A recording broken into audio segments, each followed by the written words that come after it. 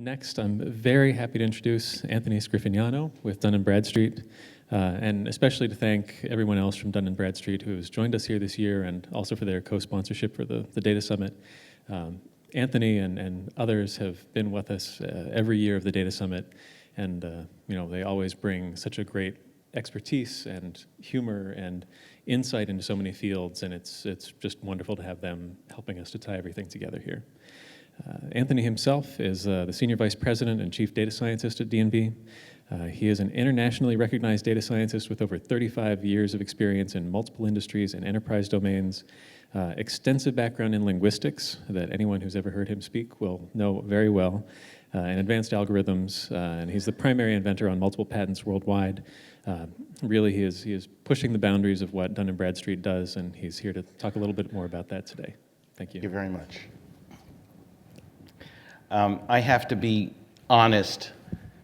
I think several people have said this. When you talk to this group, there's no smartest person in the room. There's no expert of all experts, because everybody here has their domain. And if you are experiencing this the way I am, you sit there and every single person that talks is in a totally different direction, talking about all of these things that you forgot to think about, or that hopefully by the end of their talk, you're glad somebody else is thinking about.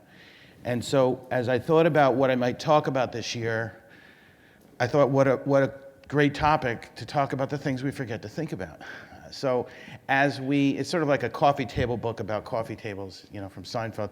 As we talk about having all of this data, and we talk about all of the things that we can do with the data, and we talk about all of the magic and all of the possibility, there must be something that we're forgetting along the way. There must be some sort of rocks in the road that we're either stepping over or stepping on in order to get to the journey that we're on. And sometimes it's worth just paying attention to that for a second. And so what I've been doing lately, Stephen Wolfram mentioned in his talk, which really deeply touched me, how much effort on his part goes toward just talking to people that are not going to be his customer. They're not going to be his next business relationship. They're the people of tomorrow. They're the people that are studying data science, or they're in high school and they don't know what they're going to study. And I do a lot of that as well. And one of the things that I try to do is to be very reflective about how do you use that time? What are some of the messages that you want to get across? One of the things that I see happening more and more now is the tools have become so facile that it's easy to just sort of think, well, it's out there. It's on the internet. I'll just go get the answer. Or I'll just take this data and I'll put it in the tool and I'll create this cool visualization and I'll go give it to them. And all of those things might be true. Let me wave my arms in the air and say machine learning. And if I say it with enough, tenacity or deep learning or, insert new methodology here, everyone will think that I'm really smart and I've got all this figured out. And sometimes you have to stop and question whether you're asking the right question. The immediately previous presentation did an awesome job of talking about mixed methodologies and talking about how we use different methods to go out and heuristically understand what people are doing or what they're not doing, the questions afterwards, and the treatment of those questions in the true spirit of say what you think out loud and let other people challenge it. Absolutely awesome. That's what we need to do. And that's what we need to teach. So I'm going to talk a little bit about that.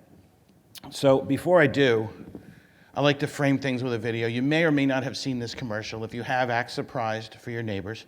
But when you watch this commercial from the fine folks at Adobe, I have some sort of formulating questions over here. How's the data landscape changing? What are we doing in data science to respond to that? And sort of, what kind of skills does it imply that we need? So are we doing enough? Or are we just sort of letting everything happen for us?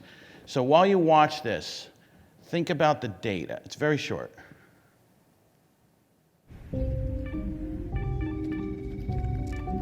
Peter, come take a look at this. Mr. Daniels. Mr. Daniels. Look at this. What's this? The numbers, they keep getting bigger and bigger. Clicks are off the charts. Yeah. Yoshi, it's Walter. We're back. Yes, sir.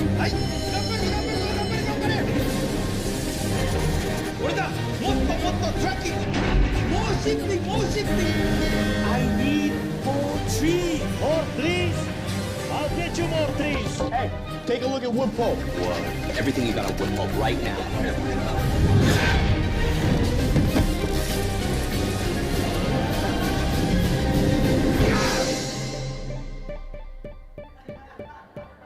really loves that thing.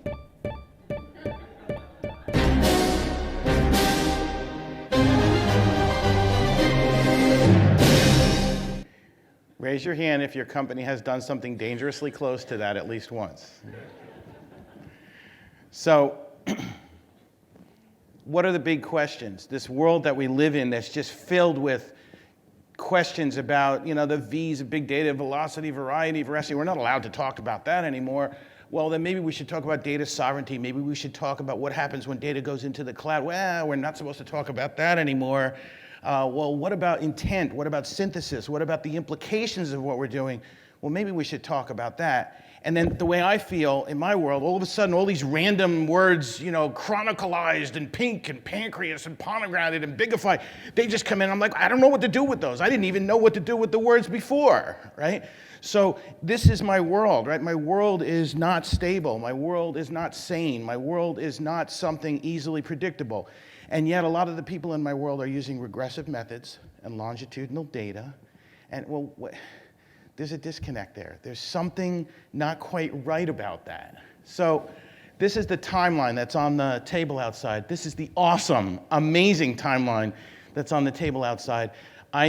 I'm blessed. I remember contributing to this. I remember that when the prototype of this was out on the table and people were putting sticky notes on it, and so I put some malfeasant sticky notes on it, but there were like when Al Gore invented the internet, I put that on there. They didn't add it to the timeline. But this was curated from a bunch of people that know stuff about data, and pretty cool, right?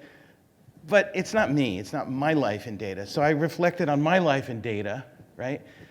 Dragnet, in the 1960s, right? You had these card files that they would use. They would go into the room and they would put things into a card reader, and then a bunch of things would happen and cards would get spit out. And that was reality. My father worked in a police, he was a detective, and he brought me to that room, and that was real. And then you had the Bat computer, right? Everybody remember the Bat computer? And it would spit out a riddle, and Batman would have to solve, when is a nut not like a shell? And I always thought, if the Bat computer knew the answer, why didn't it just tell Batman? Like, why did it have to be so cryptic about it? But, that was sort of a metaphor, I think. It was campy, but it was also like computers weren't really telling us what we needed. And truth be told, organizations were very siloed. You had to go to the records room. You had to go to the place where the knowers of knowledge knew stuff. And there was a lot of siloing. There was a lot of, let's tell them what they need to know. The finance department and the legal department and the product development people and the engineers didn't really share everything. They thought they were sharing what the other people needed to know, or maybe not, right? Well, gee, that's kind of still true today to some extent. I'm really happy to see that in certain fields, maybe not so much, but the reality is in business overall, very much still the case. And sort of in the middle of my life in data, so far anyway, might be a picture like this.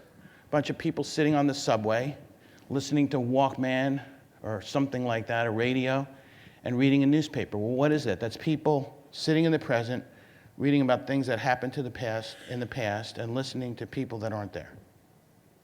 All right, I think I understand that. Day-old news, that kind of thing. Maybe hour-old news if you're listening to the news on the radio. Today, that same picture looks like this. And other than being in color, you might say, well, they're just using devices to do the same thing they were doing over here. But somebody else might say, well, hold on, maybe he is talking to him about her. Maybe she's on a conference call for work.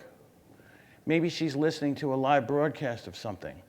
We don't really know what's happening here in terms of the creation and the assimilation of information. The truth be told, when we look at the world we live in right now, we don't really understand the data footprint. We wave our arms and we talk about the Internet of Things. Well, what is the Internet of Things? Right now, it's a bunch of things on the internet. They're not really talking to each other as much as they're talking to a server that's collecting information. I shudder to think what's going to happen when they start talking to each other in anger, like for real. Is there a way for them to authenticate and validate each other? Can my thing discover your thing and figure out what it's supposed to do and what it's not supposed to do, and by what rights, and by what rights do I interrogate you? Not so much. We've got that figured out in certain industries to some extent, a little bit, nowhere near where it needs to be. Last time we did that was with Bluetooth. That problem took about 10 years to fix before all this stuff really got out there. You know, how do we keep my headset from discovering your phone? I'm not picking on you, you're just sitting there, right? How do we keep my headset from discovering your, well, we'll put a password in. Well, we forgot about that. Well, we'll just retrofit it. It's 4 digits, that's good enough. Okay, well, what are we gonna make the password? Well, they have to be able to remember it because they're gonna lose the little piece of paper. Well, you get 0000, that helped a lot, right? So, when I look at this journey of what's happened with data over my life and I think about what have I forgotten to ask, most of what I think I've forgotten to ask has been around the discovery and the synthesis, not around the curation. We use that word curation a lot in this room, right? I think we've been pretty good at how do we bring it in. But now there's too much of it to bring in, and so we point to it. And then the question is, how do we know it's there to point to it? Not one single person in this room is thinking about how their shoes feel. Now you're all thinking about how your shoes feel. Now, some of you are trying not to think about how your shoes feel, right? Your brain can do that automatically. Maybe neural networks can do that to some extent, but the actual reality of discovering data at the event horizon of the organization and figuring out on face value without bringing it in, because it might be illegal or impractical, what's the character and quality of that data and what might it do to the decisions I'm making? I don't think we're so good at that yet. Neil Armstrong, when he went to the moon, was pretty busy. There were 5 pictures of Neil Armstrong taken on the moon. This is not one of them because he doesn't have his helmet on. Actually, there were 4 pictures taken of Neil Armstrong. One of them was a selfie. He took a picture of Buzz Aldrin and he was reflected in the visor. So there were 4 pictures taken of Neil Armstrong on the moon. She goes to the bathroom and takes 37 selfies. So our behavior has changed dramatically while we're not paying attention. And I think we're forgetting to think about what we're doing with all of this data with great respect to all the people in this room and the binding force that brings us together, which is about collecting and curating all of this computable knowledge. What about the stuff we forgot to think about? So one example of this is Hello Barbie. Does anybody know about this story? You can keep me honest if you do. Hello Barbie is a real toy, and the idea is you have a Barbie doll, and it's kind of like, it's got a Siri-esque thing in the Barbie doll. There's a cloud app, and there's a little microphone in Barbie, and there's a Wi-Fi chip in Barbie, and she connects to the Wi-Fi in your house, and then the kid can talk to Barbie and say, hello, Barbie, did you see the blah, blah, blah movie yet? And Barbie, because Barbie talks to all the other kids, oh, yeah, I heard it was really good. Came out last Friday. Or, what do you think about the weather this weekend? Well, I don't know. It looks like it's pretty sunny. I can't wait to go to the beach, and you know, all kinds of clever things. And if you ask Barbie where babies come from or something you're not supposed to talk about, Barbie has these clever diversions, right? Really cool. Really, really cool. And the bad guys that figured out how to turn on the microphone thought it was really cool too, because the kids were leaving their Barbies in their parents' home offices. And their parents weren't talking about stuff like that. And all of a sudden, the bad guys were shorting stock and robbing houses and doing all kinds of evil stuff because they forgot to think about the unintended use of the curation and synthesis of that data coming from Hello Barbie. So that malfeasant behavior in the Barbie cloud became a huge distraction for a long time. So can we make some new mistakes? So these silos of information, I would submit, are everywhere. And sometimes we create them on purpose because we're trying to fortify the information. Sometimes we create them by accident, by not sharing the ontologies or the metadata or whatever. Sometimes we create them because of the very nature of the fact that we speak different languages or we work in different countries or we're working on different problems. But if we could at least start with the recognition that they're there and not act like everything can be gotten to and brought together, I think that would be an interesting first step. So one of the ways that I talk about this with our sort of budding data scientists, I talk about these 3 universes of data. The data you have in hand, the data that's discoverable, you can go out and get it, you can buy it, you can bring it in some way, but it's going to take time and all of these painful discussions about whether you can and how much it would cost and should you. And then there's going to be this data that exists, that we know exists, but it's not going to be accessible. You're not going to be able to get to it. So a good example of that might be the information on your personal income tax return or any other personal information you have. You might choose to share it with me. But other than that, I can't just go out and discover it. And it might be, I don't think the exoplanet research people are here this year. They're awesome. But it might be just data that I presume is out there because I've watched the X-Files, but I can't get to it yet. So it might be just data that seems to make sense that it must exist, right? And there's a discipline that we all learned, but we might forget around dealing with situations like this. So, you know, the first thing you do when you look at any data against any question that you're asking is you look at the size of the data, and if it's, you know, normally distributed and a bunch of rules apply, we can use standard sample size calculators and, you know, have a nice day. And if it's not, we can look at things like supersaturation and changing natures of certain parameters in the data and figure out whether we have enough data to ask a question or whether we have enough data to understand the answer. We can understand the bias in our question. That's awesome, right? But for that data that we haven't brought in yet, so somebody comes to you and says, can you use this data to prove X? My answer is always, I don't know. Well, what do you mean you don't know? Well, I don't know because I haven't looked at X yet, and this may or may not be the right data. So give me a minute. Let me. If I handed you a bunch of data and said, can you use this data to prove anything? Your answer should be, the only thing I can right now use this data to prove is that I have this data. Right? From that point on, we have to have a conversation. And some of the things that we can do is we can sort of triangulate. So we talk about fraud a lot, malfeasance, bad behavior. How do you know the universe of bad actions so you know what percentage of them you're capturing? Well, you're not going to know that. But there's ways to estimate what percentage of commercial transactions might include some sort of malfeasance. There's ways to estimate the size of the commercially interacting universe. And so we can triangulate on what we think we ought to be able to see by looking at multiple sources.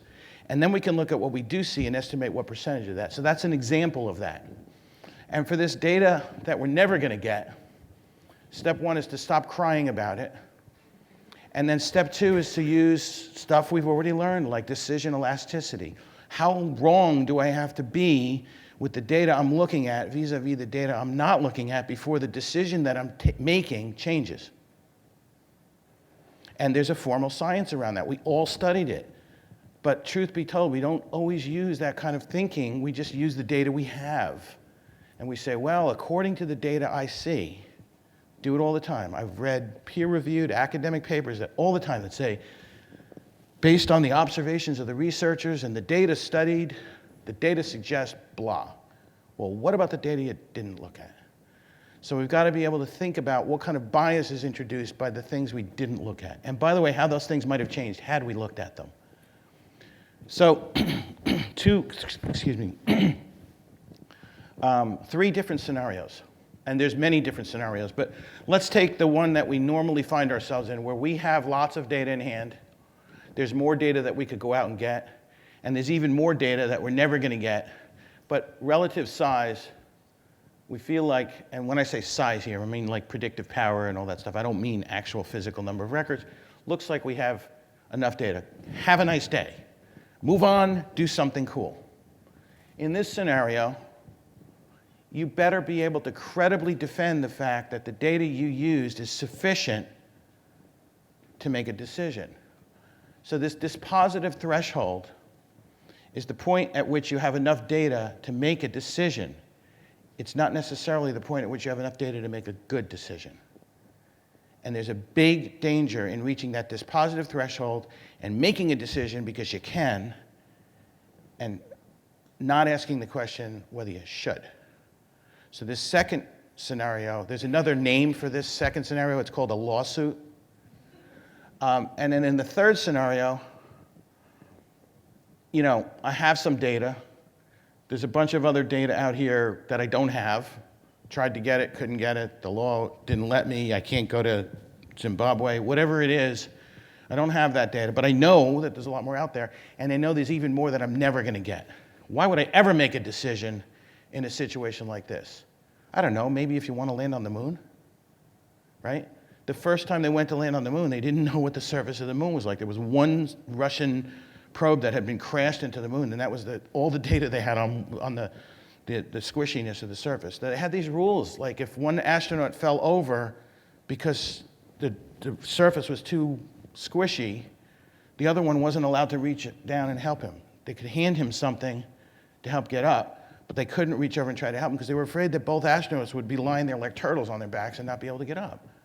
And, it's funny, but it's also horrific, right? So, they had contingency planning for that. So sometimes what we do in situations like this is we have lots of contingency planning. We have lots of sensing in the system. We have lots of correcting algorithms. We have algorithms that can learn. We do a lot of this at Dun & Bradstreet. So we're always looking at things that we can't see. But we put systems in place to measure how the character and quality of the data are changing over time to validate that the assumptions that we've made are reasonable to reach the conclusions that we have. And we put lots of those in places where we can't see much. Here's a situation where they can't see much right now. And if anybody here is involved in this analysis, I apologize in advance for my ignorance, because all I know is what I've read in the press. But this is the MH370 data that puts the plane right now in one of 7 arcs. A really pessimistic way of looking at this is that 6/7 of that data is wrong. It's actually 6/7 of the conclusions reached with the data, so that's not quite true, but work with me. And it could be 7/7 of the data is wrong. The collective knowledge of mankind has led us to the conclusion that we have to look in 7 different places. We're really smart. We've got our best people working on this. And we're looking in 7 different places. So the very real human impact here is, please don't bring me more data. Bring me more common sense. Somebody go back and look at the assumptions I made and tell me where I made a mistake. Somebody go back and figure out what dispositive threshold I crossed by accident and drew one of those arcs. Somebody go and find the problem. Because without some progressive decomposition here, we're going to be searching the Earth forever until somebody trips over it. And by the way, what if the data's been manipulated? So another thing that we often forget when we make the data, so we talk a lot here about going and getting interesting collections of data. Sometimes we make the data, we measure things. We have transducers, we have, in our world, we have reporters that go out and collect data. We have agents, we have an intelligence engine that goes out and synthesizes dyadic relationships. We do all kinds of things to make data. We make a lot of our data.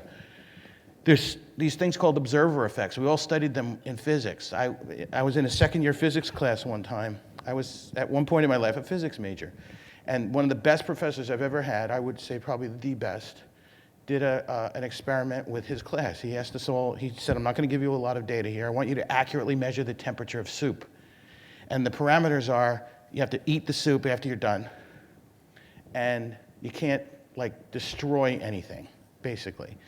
So everybody goes off and they start studying different types of soup, and there's different, thermal characteristics. He didn't say hot soup or cold soup. There's soup like stew that has all different kinds of things in it, and then there's soup that's very homogeneous, like tomato soup. And it turns out you want something, if you want to accurately measure it, you want something fairly thick and fairly homogeneous. So everybody winds up with either tomato soup or cream of something. We all come in, and we all get something like a calorimeter, a fancy aluminum container with a hole in the top that you put some sort of a thermocouple in, and we all do more or less the same experimental design, and we all fail. Because the minute you introduce the thermocouple, or think of it as a thermometer, the minute you introduce the thermometer into the soup, you changed the temperature of the soup. And you're now measuring this temperature of the soup thermometer system, which is not what you were asked to do. So eat your soup and go construct another experiment. Lots of times when we measure things, we change the things we're measuring. Or we change our perception of where to look. Or we change the machine learning techniques because we think something will be better. There's lots of ways in which we influence the thing we're measuring by the fact that we're measuring it. And the things that we're measuring, in our case, we look for bad guys a lot. Well, one of the problems with looking for bad guys is as soon as the good bad guys get observed being bad guys, or other bad guys behaving like them get observed, they change their behavior. If we model our measurements on what we know to be bad behavior, we will measure what they were doing, not what they are doing. Whoops. So we better think about that when we construct systems and processes, and not just wave our arms in the air and say data. Not that anybody here is doing that. Permissible use is the second thing. So the first thing was just all the stuff we do to the data in these silos. And the second thing is all the stuff we might be allowed to do or not allowed to do. And this is becoming increasingly big. I've heard several references to permissible use over the last couple of days. If we only had this data, or we're trying to figure out how to share this data. And, you know, this isn't as easy as just stealing your neighbor's Wi-Fi, which I would never do. The SSID on my Wi-Fi, by the way, is called Virus Detected. And I have another one at home called Weak Signal. Right, so, you know, data is, in the case of looking for these sorts of things where we may or may not be allowed to use the data, the bad guys don't worry about that, right? So we used to look for things like bust outs and identity theft and sort of trade rings. We still look for those things, and those things still happen. But now we've got cyber everything: cyber crime, cyber security, cyber terrorism, cyber, you know, there's a computable X. There's also a cyber X almost. You know, there's cyber everything. And a lot of that stuff is people with way too much time on their hands using any data they can get to indiscriminately without worrying about any of this. And I have to follow the law. And I have to follow the letter and the spirit of the law all over the world. And there are times where the law in one country says you have to do it this way, and the law in another country says you have to do it that way, and I can't simultaneously do both things because they're mutually exclusive. So one of the things that we do is we talk to the regulators, and we help them understand the implications of these laws beyond what they're regulating to the economy in their country, or to the businesses in their country, or to small and medium enterprise, or whatever it is. And in your world, it'll be some other version of that. The nouns will be different, but it's the same thing, that we can't just sort of react to the regulators. We should never be in a conversation about how do I get around the regulation. It should be what is the intent of the regulation and how do I abide by the spirit of it. But at the same time, how about we help the regulators? How about we help the regulators regulate so that they can get the intended outcome without causing some unintended outcome? The legislative landscape today, if you were to look at all of the laws around the world that govern the sharing of data and the moving of data, and we look at this all the time, these are the big headlines: data privacy, cybersecurity protection, express consent, data localization. This isn't a random word cloud. Those are the top 5 types of regulation around data today. And data sovereignty, transferring data across borders, the implications of predictive analytics and complying to standards and best practices, those are sort of the reactions to the law. So the things on the left, if you were to hire a room full of lawyers that know about laws about data, you'd be talking about that stuff. And the stuff on the right, I'm turning as I'm doing this, so it's a little tricky. The stuff on the right is how you would be changing your behavior. One of the things that I talk to the regulators about is this concept of the dark room. The idea is this: if you took all of the experts and all of the information about a particular topic and put them in a room and locked the doors to that room, all the information and all the experts are in that one place. That would be the best place to go for information on that subject. But over time, the subject evolves outside the room, and the people in the room can only learn about it through the imperfect understanding of the people outside the room. Over time, that room becomes the worst place to go for information about that subject. So what we have to be careful about is creating these dark rooms with legislation where we force all the data into one place and we marginalize that economy or that country to the point where they are the worst place to do business with. Maybe the safest if we're worrying about information leaking across borders, but not necessarily the best place to do anything. Really, really dangerous. The solution to a dark room problem is to have a carefully controlled opening of the window. Control whatever you want, but keep it under control and watch it and allow certain things to happen. And then the conversations become around things like, what is public information? What really is open data? And how much data do we really want to be open? Do we really want everything to be open? Absolutely not. Really dangerous idea for lots of reasons. And when you talk to most people, including the people that are really zealous about open data, the subtext is, well, everything should be open except my stuff, not all of that, right? So, be careful. data at rest versus data in motion. One of the worst things that we can do to highly dynamic data is to bring it, God bless you, is to bring it into one spot and lock it down, because now it stops changing. I have to tell you, I was doing a presentation in China one time. They don't say anything when you sneeze. And somebody sneezed, and I said, God bless you. And the guy said, God bless you too. You know, it's an odd moment. So this is a cultural thing. So, you know, the things on the right are the conversations that we have when we have these conversations about these dark room problems. You know, what are we going to do? How are we going to lock down the data? Well, just be careful. Let's make sure we understand what you're trying to accomplish. Finally, part 3 is problem formulation. There's many different versions of this cartoon with the car going off the edge of the cliff and the GPS saying recalculating, right? We've probably all seen it. I submit to you that they don't have a data problem, they have a gravity problem, right?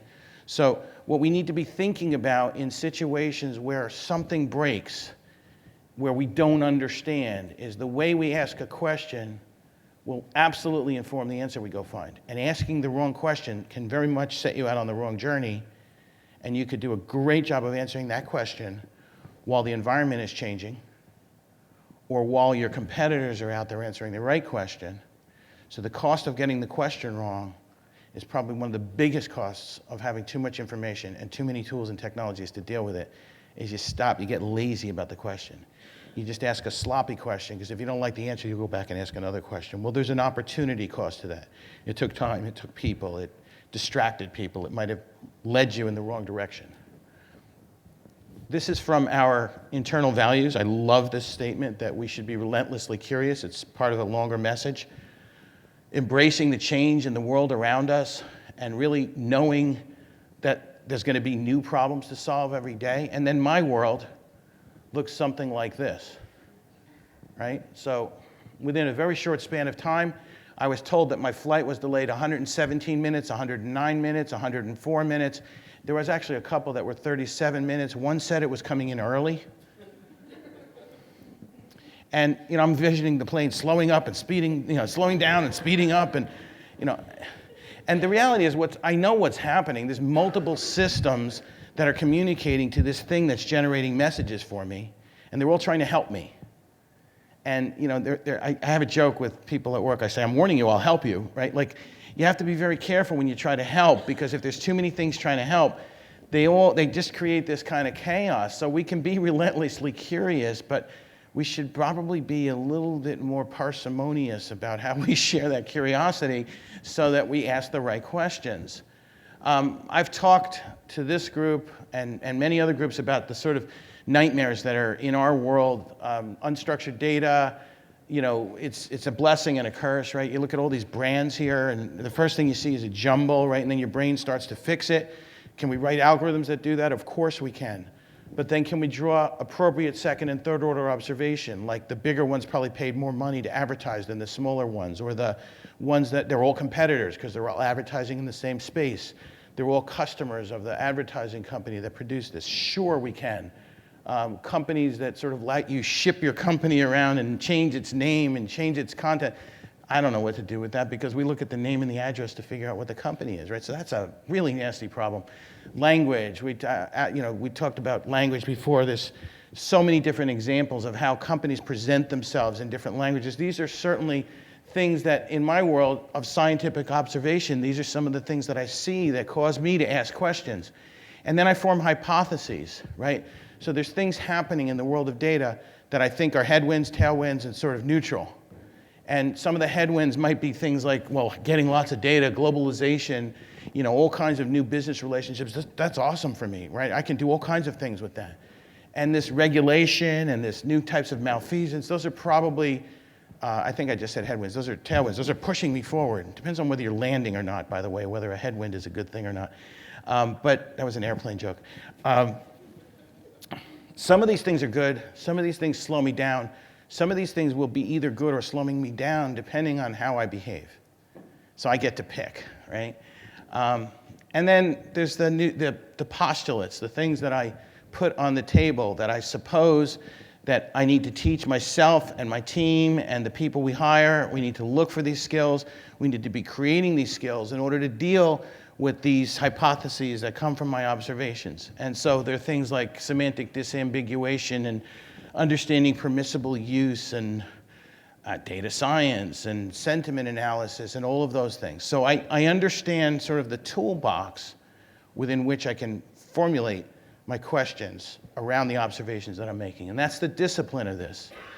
Here's an example, Costco. We all know Costco, but there's another really big Costco in another part of the world that's just spelled slightly differently. And that Costco, by the way, is a Chinese company with a Chinese name that has an acronym made up of English words. Please shoot me now, right? Bitcoin and fintech and all the, let's anonymously let parties transact with each other. I don't think so. I don't think it's going to be that simple, and I don't think the governments of the world are going to allow free commerce between anonymous parties with no ability to track what's going on inside. So something's got to happen there, right? Maybe you already know the answer, right? Here's a helpful message I got from a text messaging system. I know it's about me, right? But if you can't read Chinese, so I could read this, so I knew what it was telling me, but the guy next to me who was traveling on the same flight got a similar message. And he said, I don't know, what does this mean? Am I under arrest? I don't know what to do with this. So, these are big problems.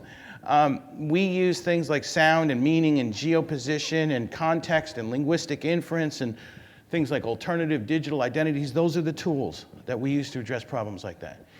This is from some of the work that we're doing right now. So we're looking at confounding characteristics of language, sarcasm, neologism, grammar variations, punctuation. An example would be if I said something like, well, he has a certain je ne sais quoi. Am I speaking English or French? Have a nice day, right? So these are really big problems when we're trying to look at an article that says Lyft is said to hire Catalyst as Uber's rival. Which of those things are companies? Which of those things are poorly spelled words? Which of those things? Your brain is fixing it right now. I see several people smiling. Think about trying to do entity extraction and identity resolution on something like that. And trying to get it even remotely consistent. I love that the man who created autocorrect has died, and they're asking him to restaurant in peace. This is from some of the work that we did with Wolfram Research. Awesome, awesome, awesome stuff. We continue to try to leverage that kind of work for understanding signals and understanding the impact of new regulations, understanding what happens when environmental things happen like earthquakes and tidal waves. We got to keep pushing that edge. And we got to keep using these tools to ask the right questions, to understand those dispositive thresholds. So all of these things that I'm talking about tie together. And finally, this is from a very long story that I don't have time to tell you, but the ant pushing the raindrop, which is held together by surface tension, can't understand why it suddenly formed in front of him and couldn't possibly understand that he's in a parking lot. And he's trying to influence his world, right? We're a little bit like that sometimes. We can't possibly see the information we would need to see to understand the context of the situation we're in, and yet we're forced to make a decision. So we don't just throw our hands up and say, well, it's impossible, I can't do anything. We have to think about those new skills and those new capabilities. We have to think about some of these things that we forgot to think about in order to make new mistakes tomorrow. And I think that's ultimately what it's all about. I love that Dr. Deming has now been rebranded as a data scientist. He can be anything he wants. He's pretty awesome.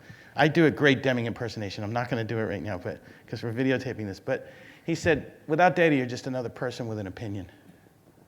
So everybody in this room has more than an opinion. And I'm just trying to focus on some of this stuff that we forgot to think about. And that's where I'm going to leave you. Thank you.